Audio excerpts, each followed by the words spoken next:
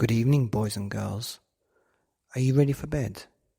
Are you ready for a bedtime story? Well, this story is called Choco, the boy who became the chocolate king of the world.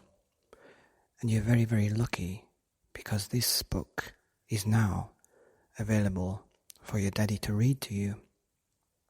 That's right. If you want to go to Amazon and search for this book, as well as another couple that are out there, that would be a very, very nice Christmas present. And it's very free at the moment, so go and check it out. Okay, time for the story.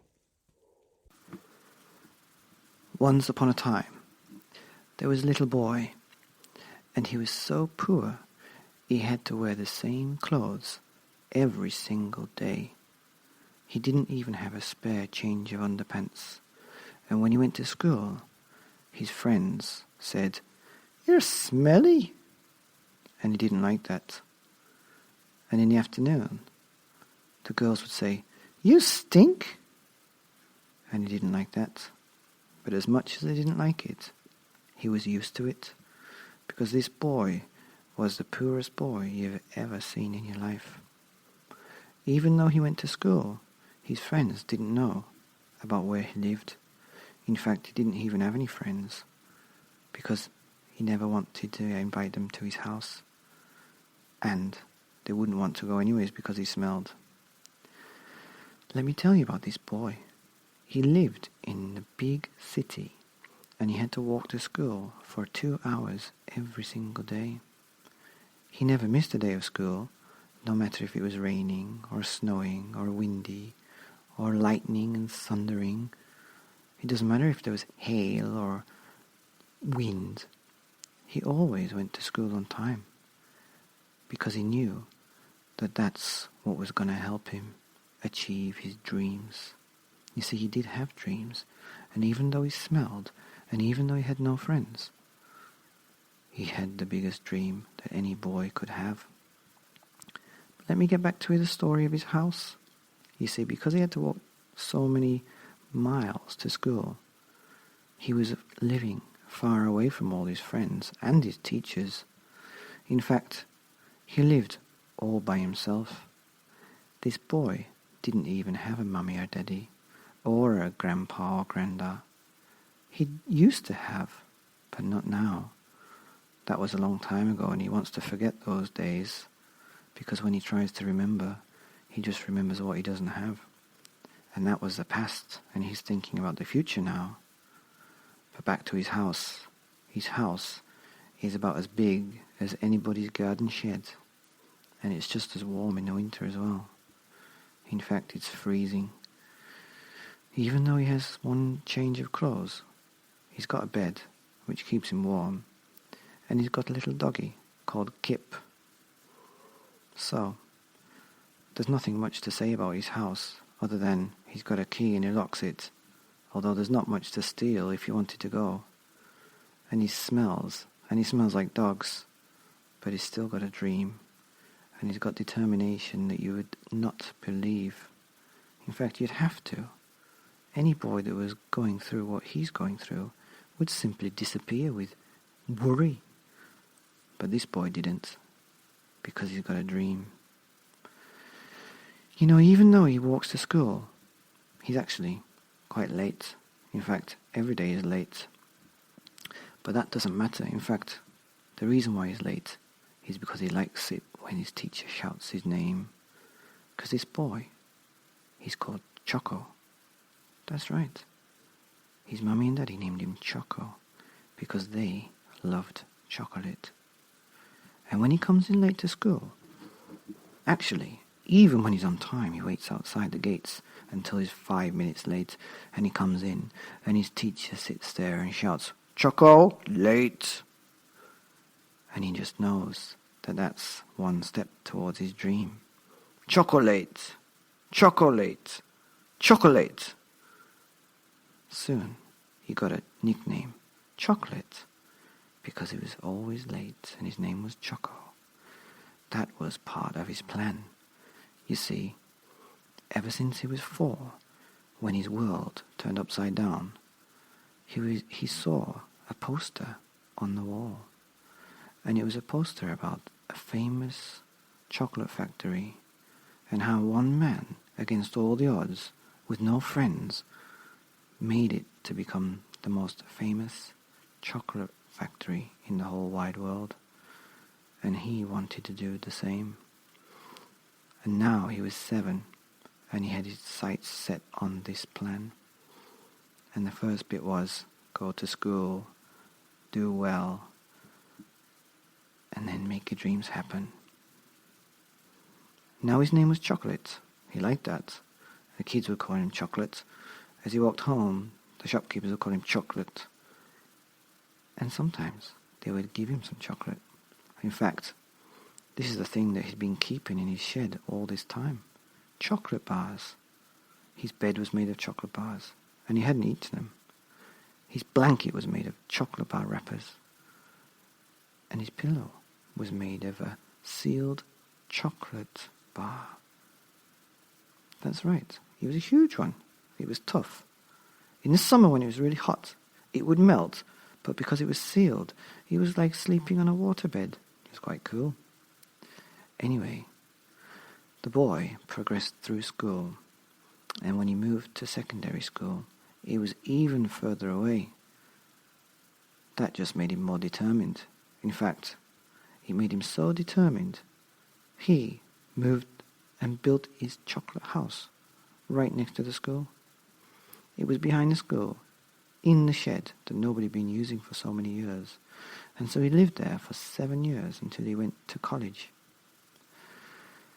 He didn't know what to do in college because he thought, there isn't a college for chocolate making, but I guess the next best thing would be how to make desserts.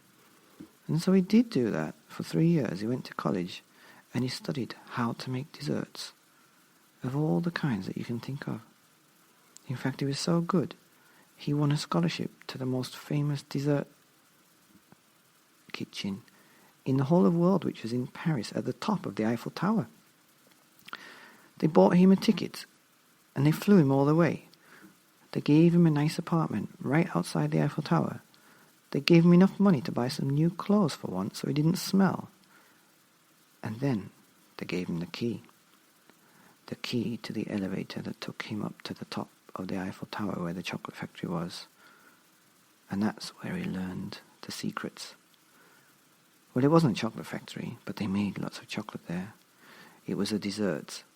It was a pudding factory, the best in the world.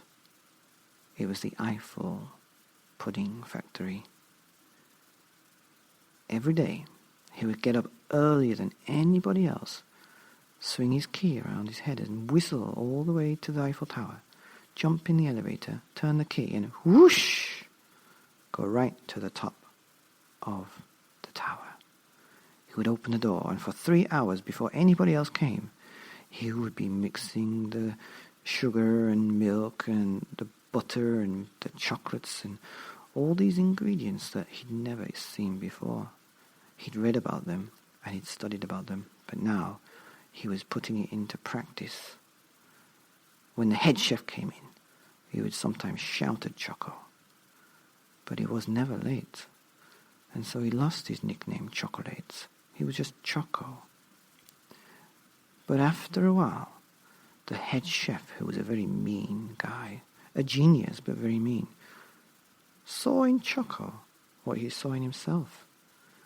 A boy with a strong desire and a passion and a dream to become the best chocolate maker in the whole wide world.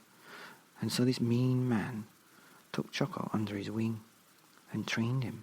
In fact, Choco was there at 5 in the morning, and the head chef was always there about 6 or 7. And then after work, when everybody else went, Choco and the mean guy would stay, and he would teach him some special tricks about chocolate, how to make it not melt, how to make it melt, and changing colours and all sorts of things. Well, Choco was there for about 6 years, would you believe it? And in that time, he'd amassed so much information about making chocolate that it was time to move on. You see, he'd outgrown his master, as people do, and it was time to launch his own worldwide chocolate factory. The brand was simply Choco. Quite catchy. And within 2 days of launching, his chocolate was sold in 3 million shops around the world. It was an unbelievable success, and he became world famous. He was on the cover of magazines, newspapers. He was on the internet and on YouTube and on news television programs. He was interviewed. They made a song about him. They wrote a book about him. And within a couple of years, he was sitting on the empire of the most famous chocolate company in the whole wide world. He was very, very, very, very rich, and he would often have to get phone calls from the Queen of England, the President of America, and all these kinds of people that he doesn't want to meet. He would make excuses like, "Oh, sorry, Queen, I'm making a new kind of chocolate. Oh, sorry, Mr. President from America. Oh, I've got a bit of a tickly cough. Can we meet another time?" And he would put the phone down and go back to making chocolate, because that's what he did best. Choco's chocolate. Well, I'm not sure how good it can get now, because he's become the most famous chocolate man in the world. And so he lived like that for a little while until he found another boy with fire in his eyes, wanting to be the chocolate king of the world. Well, Choco was king. However, he took this boy under his wing and trained him up. And together, they became the chocolate kings of the world. And they started a trend where little boys would want to be chefs in dessert, making chocolate, which is quite nice, because before then, all the boys in the world wanted to be soldiers, or doctors, or bus drivers, or something like that. Not chefs, especially not chocolate chefs.